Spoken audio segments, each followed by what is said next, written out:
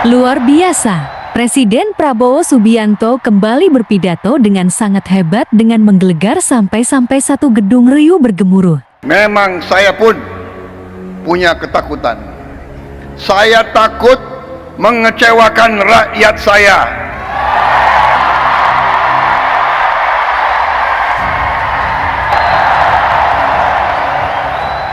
Dan merupakan pidato terbaik Presiden Prabowo selama ini. Seluruh aparat, seluruh institusi, bersihkan dirimu.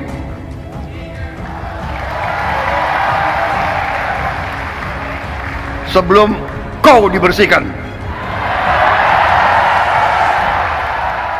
Presiden Prabowo Subianto dengan lantang bersuara tidak akan mengecewakan rakyat. Saya tambah bertekad untuk tidak mengecewakan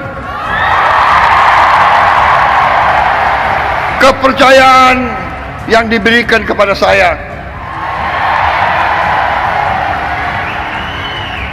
Dan saudara Gibran Rakabuming Raka dan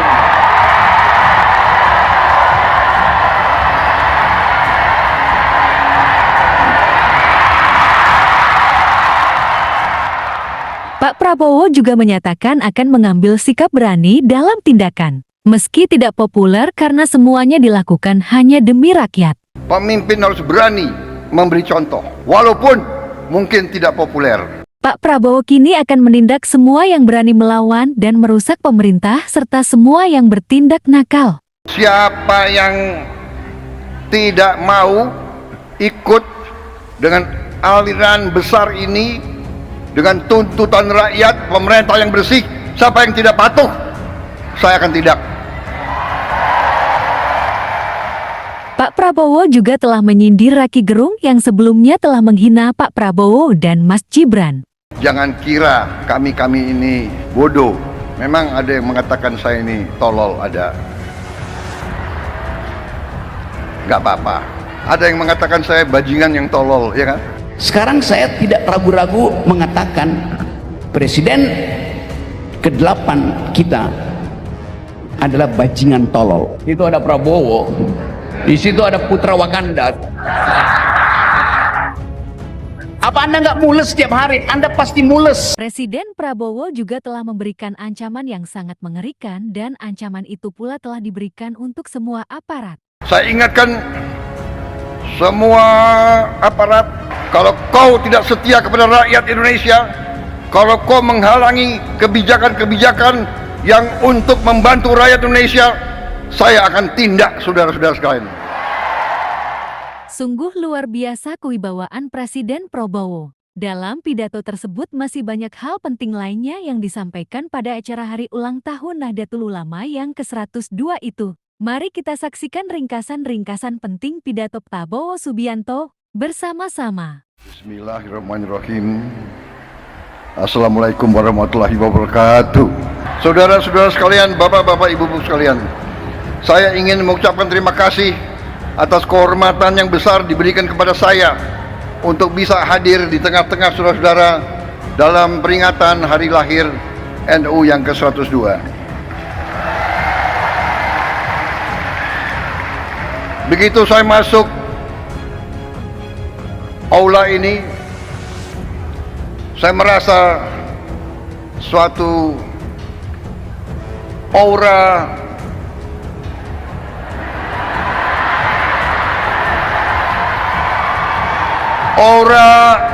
kesejukan, aura kekeluargaan, aura niat baik,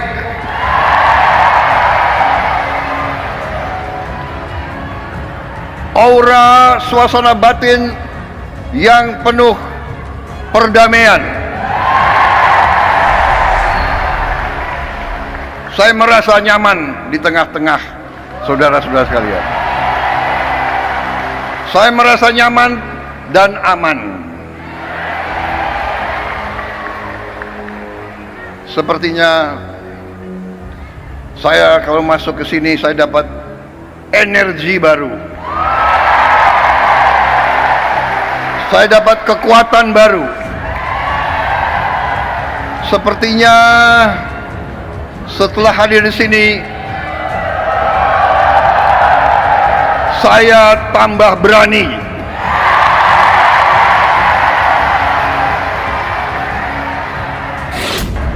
Dan saya tambah bertekad untuk tidak mengecewakan kepercayaan yang diberikan kepada saya. Dan saudara Gibran Rakabuming Raka dan semua anggota koalisi kami.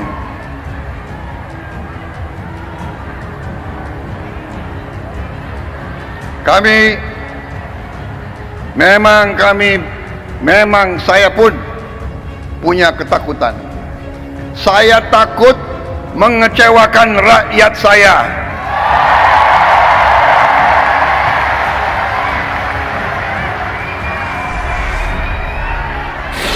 Saudara-saudara, saya kira tokoh-tokoh ulama yang ada mengerti, mengenal saya, bahwa saya memang sudah lama saya dekat dengan kalangan ulama.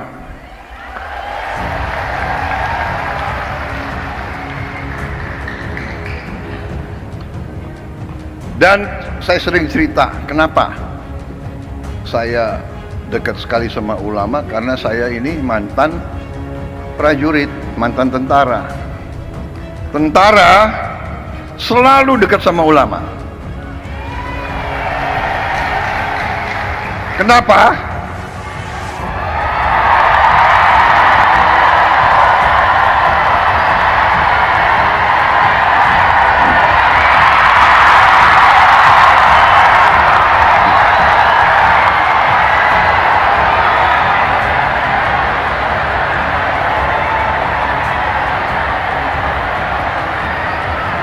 Kenapa? Karena seorang prajurit itu dari sejak muda dia harus berangkat tugas menghadapi bahaya, menghadapi maut. Dan biasanya orang kalau menghadapi maut ya cari kiai.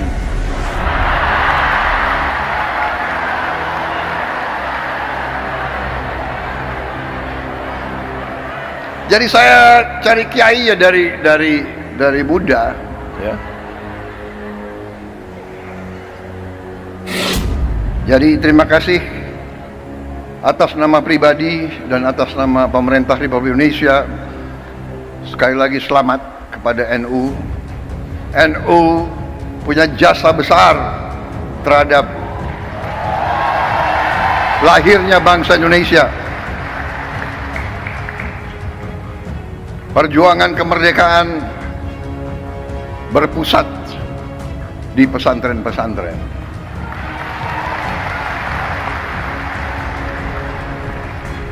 Saudara-saudara sekalian, Nahdlatul Ulama di saat-saat krisis, Nahdlatul Ulama tampil selalu dan mengambil sikap untuk menyelamatkan negara dan bangsa Republik Indonesia.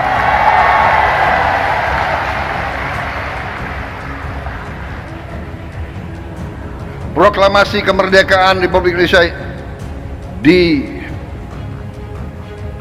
diproklamasikan di Jakarta, tetapi kemerdekaan Indonesia diuji di Surabaya, diuji di Jawa Timur, dan dalam pertempuran 10 November disitulah munculnya para ulama sebagai pejuang, perintis, dan pemimpin dalam membela kemerdekaan Republik Indonesia. Proklamasi lahir di Jakarta. Ujian terhadap proklamasi tersebut diuji di banyak tempat yang paling besar antaranya di Surabaya. Karena itu saya kira pantas bahwa tekad dari pemimpin-pemimpin saudara-saudara untuk menjaga warisan ini, dan saya sampaikan penghormatan saya bahwa para pimpinan NU dari masa ke masa konsekuen terus dalam menjaga bahwa Nahdlatul Ulama merupakan organisasi besar, rumah besar para ulama, para pemuka Islam yang memperjuangkan Islam yang damai, Islam yang sejuk, Islam yang rahmatan lil alamin.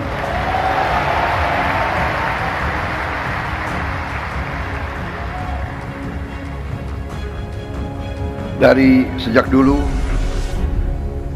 saya kenal Gus Ipul lama sekali. Beliau waktu itu Ansor ya.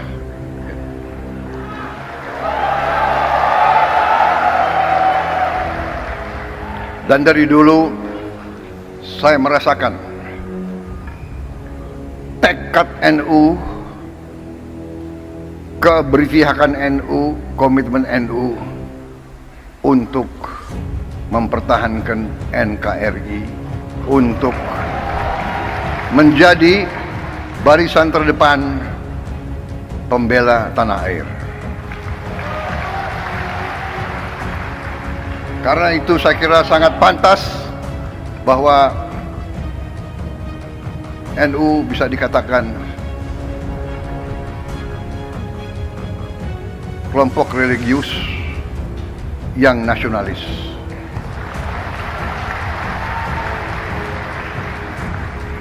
Kalau kami kelompok nasionalis yang religius.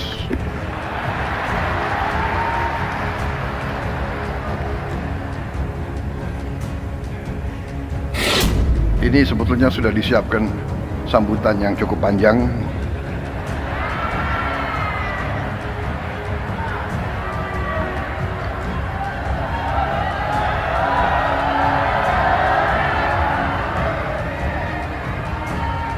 Bagaimana kalau saya singkat-singkat aja ya? Kalian kan sudah bosan sambutan. Gitu. Betul.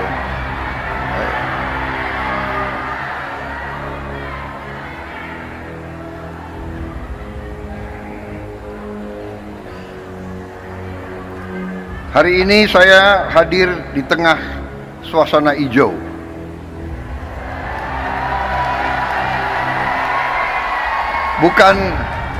Bukan karpet merah yang saya injak, tapi karpet hijau.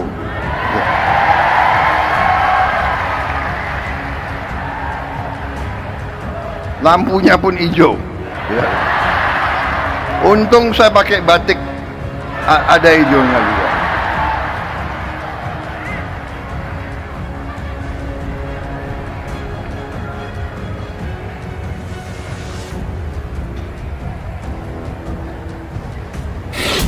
Saudara-saudara, kalau kita lihat dalam sejarah kita, ini saya diberi catatan bahwa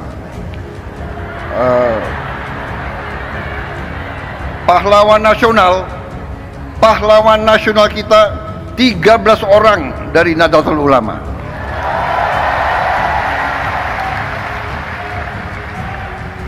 Insya Allah akan tambah tahun ini. Kita perjuangkan, mudah-mudahan bisa diterima.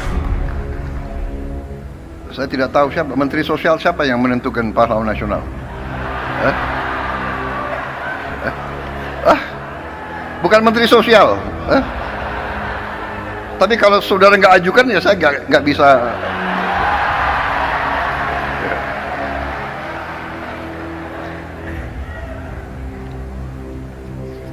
Di kabinet saya pun, kabinet Merah Putih, ternyata banyak sekali orang NU di dalamnya.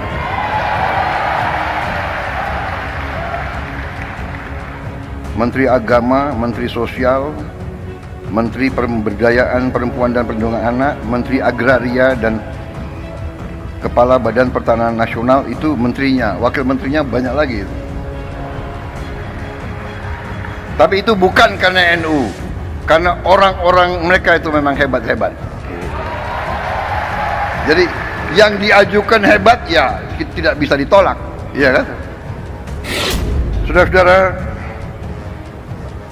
saya kira intinya ingin saya sampaikan, terima kasih atas dukungan saudara-saudara selama ini. Dukungan untuk pemerintah Republik Indonesia.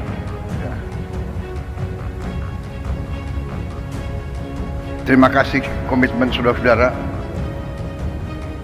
Kita semua berkepentingan. Kita semua punya keinginan, kita semua bertekad ingin Republik Indonesia itu menjadi negara yang berhasil. Karena dalam dunia ini ada negara yang berhasil, ada negara yang begitu-begitu saja, dan ada negara yang gagal. Negara yang berhasil memang itu adalah sesuatu yang tidak bisa kita anggap bagaikan suatu yang jatuh dari langit. Negara yang berhasil harus kita bekerja keras, berikhtiar keras, dan kunci daripada keberhasilan itu adalah persatuan dan kesatuan dan kerukunan dan kerjasama. Dan di situ saya kira Nahdlatul Ulama memegang peran yang penting dengan mewakili kelompok mayoritas agama NU bersama Muhammadiyah, Persis dan lain-lain, mewakili kelompok mayoritas tapi dengan moderasi, dengan moderat, dengan kesejukan, dengan saling menghormati dan saling menghargai dan saling melindungi semua umat lain. Tadi ada foto dikeluarkan oleh staf saya, pinter juga dia, foto saya dengan Gus Dur. Salah satu kepemimpinan Gus Dur yang patut kita teladani adalah komitmen beliau untuk mewakili Islam dalam moderasi, dalam kesejukan, dalam perdamaian. Saya kira ada suatu hal yang unik bahwa di zaman Gus Dur, kalau ada kelompok minoritas yang diancam oleh kelompok-kelompok radikal, justru NU lah yang tampil menjaga tempat-tempat ibadah tersebut.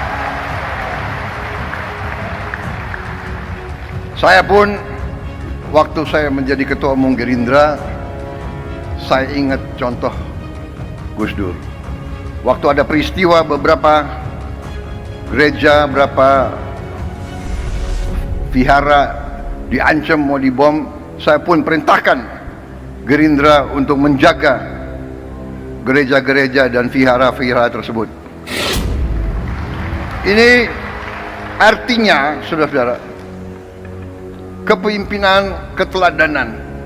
Pemimpin harus berani memberi contoh, walaupun mungkin tidak populer.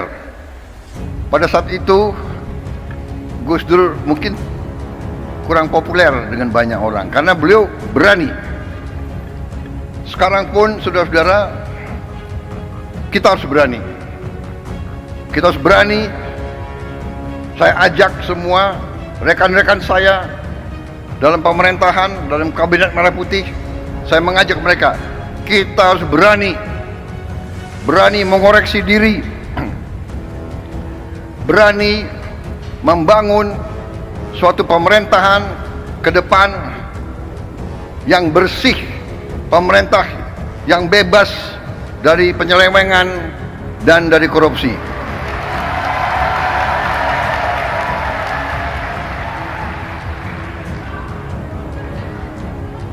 Itu tekad kami. Kami akan terus, dan kami mengerti, kami tahu ada perlawanan-perlawanan,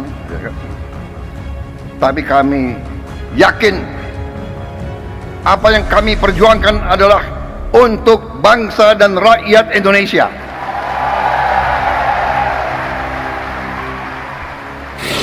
Kami tidak akan ragu-ragu bertindak. 100 hari pertama, ya, saya sudah beri istilahnya peringatan berkali-kali. Sekarang, siapa yang bandel,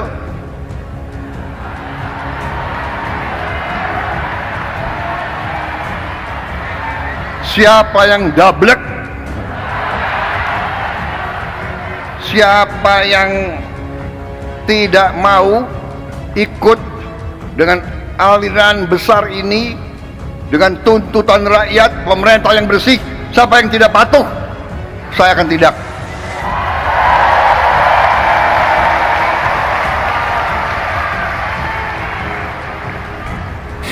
Dan saudara-saudara, jangan kira kami ini bodoh. Memang ada yang mengatakan saya ini tolol, ada. Gak apa-apa. Ada yang mengatakan saya bajingan yang tolol, ya kan? Tapi saya nggak sebut namanya, kalian sudah tahu loh. Gak apa-apa. Tapi kami paham dan kami mengerti. Dari saudara-saudara, ya, 100 hari pertama kami akan baik. Dalam arti, saya berharap ada kesadaran. Saya pernah menyampaikan, seluruh aparat, seluruh institusi, bersihkan dirimu.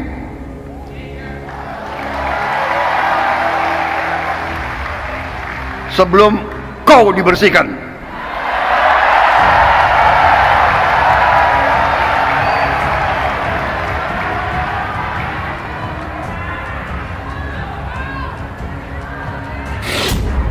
Dan saya ingatkan semua aparat, kesetiaanmu adalah kepada bangsa, negara, dan rakyat Indonesia.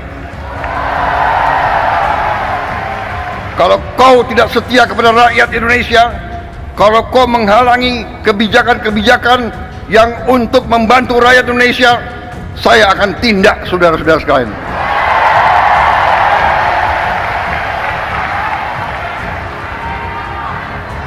Dan saya minta menteri-menteri, pemimpin-pemimpin lembaga, tidak ragu-ragu. Saudara-saudara kita hanya bekerja untuk bangsa, negara, dan rakyat Indonesia. Terima kasih. Wassalamualaikum warahmatullahi wabarakatuh.